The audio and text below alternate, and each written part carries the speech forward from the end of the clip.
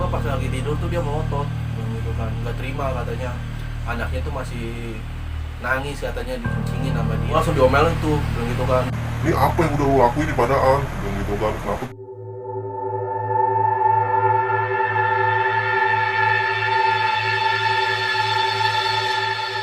halo guys, assalamualaikum warahmatullahi wabarakatuh. Selamat datang di channel Langit Kelabu. Ini gue akan mau bawakan satu cerita yang pada tahun 2018, yaitu pengalaman cerita gue bersama teman-teman gue. Oke, sebelum lanjut ke ceritanya, jangan lupa sediakan kopi dan cemilan. Tonton sampai habis, nikmati sensasi di Langit Kelabu.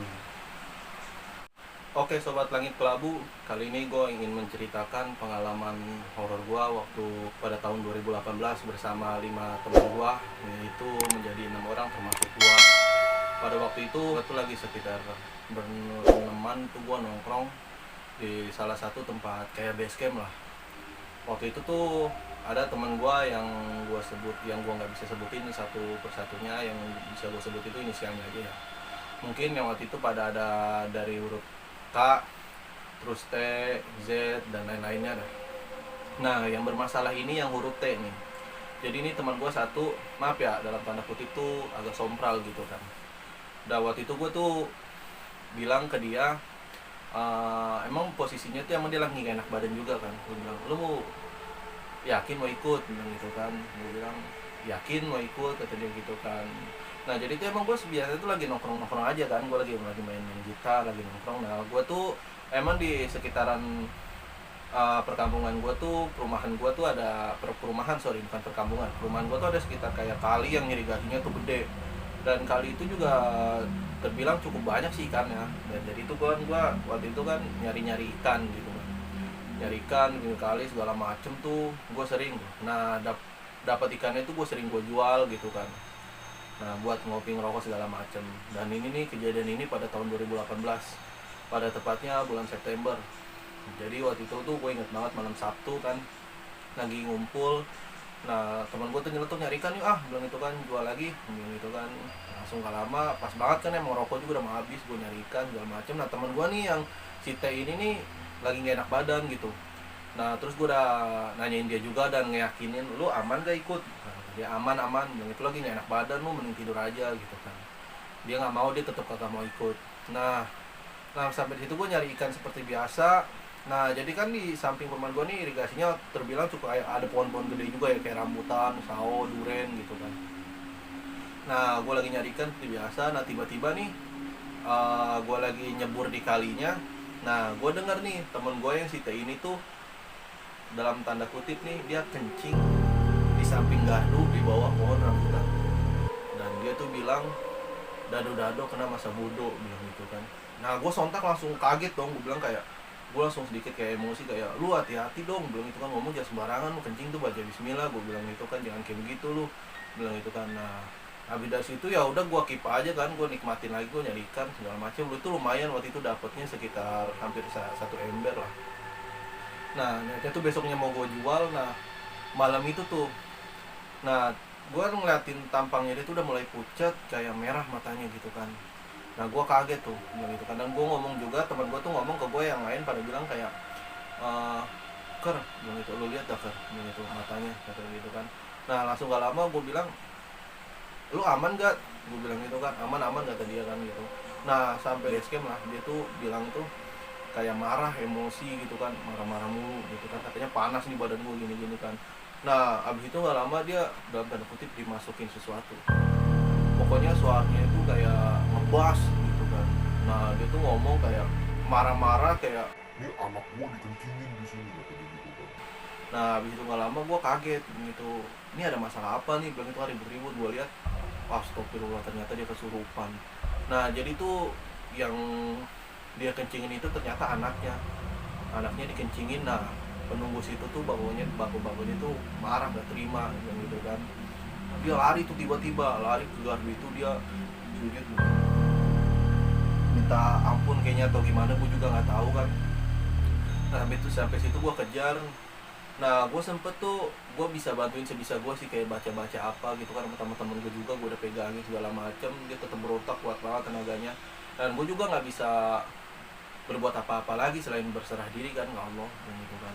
Nah begitu nggak lama temen gue tuh pingsan gitu kan di bawah gardu itu, di dekat semak-semak lah, alang-alang gitu sih, kayak tumbuhan liar. Nah pas abis temen gue pingsan itu, gue nyuruh lah teman gue yang satunya lagi buat manggil yang minta pertolongan lah kayak yang lain. Nah alhamdulillah tuh malam itu tuh ada jadi kayak bapak-bapak lah, bapak-bapak orang sini asli tuh yang peka terhadap hal mistis atau mungkin dalam tanda kutip hal gaib gitu kan.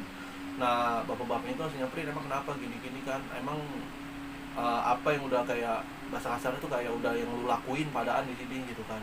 Nah pas nyampe bapak-bapaknya itu dateng tuh dia nggak tahu megang pipi, lupa gue megang pipi apa jidat gitu, dia kaget langsung kayak nggak tahu kena apaan, gue juga gak tahu. Nah gue langsung diomelin tuh bilang gitu kan. Ini apa yang udah lu lakuin di padaan, bilang gitu kan. Tunggal lama tuh bapak-bapaknya itu tuh nyuruh gue ramean nih pada wudhu. Nah di tunggal lama gue wudhu. Nah gue nggak tahu dia baca-baca apaan kan. Nah tiba-tiba tuh teman gue tuh, sumpah gue ngeliat temen gue tuh prihatin banget, jadi kayak matanya tuh udah merah gitu kan, terus kalau kayak iler atau lendir gitu gue putih gitu kan berbusa.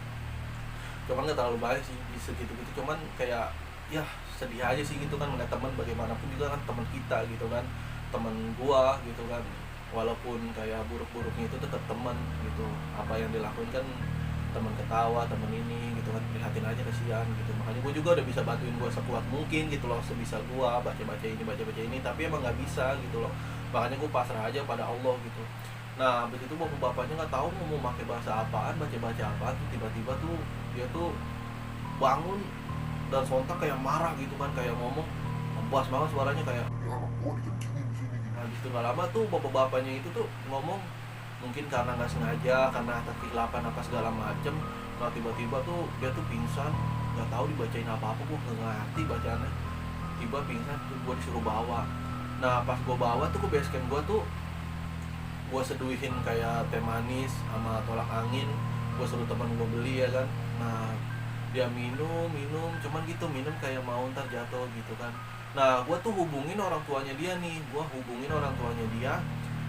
dibalas-balas karena itu malam mungkin ya, pada tidur kali orang tuanya. Nah besok paginya orang tuanya tuh balas dan langsung datang kan. Pas datang tuh dia kaget, nih kenapa nih bisa begini, bilang gitu, kenapa anak saya kok bisa begini.